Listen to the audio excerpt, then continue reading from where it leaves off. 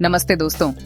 आज हम एक ऐसे इंटरनेशनल ग्रुप के बारे में बात करेंगे जिसका नाम आपने शायद न्यूज में सुना हो, G7।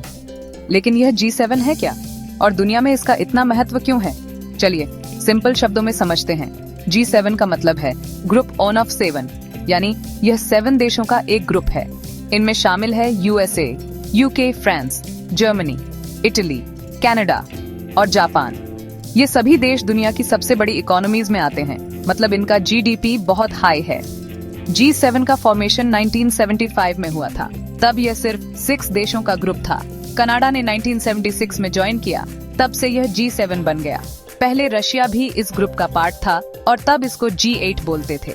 लेकिन 2014 में यूक्रेन क्राइसिस के बाद रशिया को निकाल दिया गया। अब सवाल आता है, G7 करता क्या है? बेसिकली ये 7 देश हर साल मिलते हैं, समिट करते हैं और ग्लोबल इश्यूज के बारे में डिस्कस करते हैं। Economic growth, climate change, international security, health crisis, artificial intelligence, digital transformation. G7 का कोई परमानेंट हेडक्वार्टर या सेक्रेटेरिएट नहीं है। हर साल लीडर कंट्री बदलती है, जिसे होस्ट कंट्री बोलते हैं। जो कंट्री होस्ट करती है वो डिसाइड करती है कि एजेंडा क्या होगा, यानी किस टॉपिक पर ज्यादा फोकस किया जाएगा। अब क्या G7 की पावर सिर्फ डिस्कशंस तक लिमिटेड है? देखिए, G7 कोई यूनाइटेड नेशंस जैसी ऑर्गेनाइजेशन नहीं है। इसका कोई बाइंडिंग डिसीजन नहीं होता।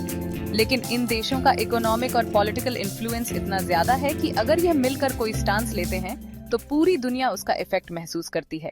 फॉर एग्जाम्पल, जब 2020 में कोविड-19 का क्राइसिस था, vaccine distribution, economic recovery, health support, climate change पे भी यह लोग अपनी पॉलिसीज अलाइन करने की कोशिश करते हैं ताकि ग्लोबल लेवल पर इम्पैक्ट हो। लेकिन G7 को क्रिटिसिज्म भी मिलता है। कई लोग कहते हैं यह सिर्फ रिच कंट्रीज का क्लब है जिसमें डेवलपिंग नेशंस की आवाज नहीं है। इसी वजह से कुछ और ग्रुप्स बने हैं, जैसे G20, including India, China, Brazil, south Africa और दूसरे कई देश।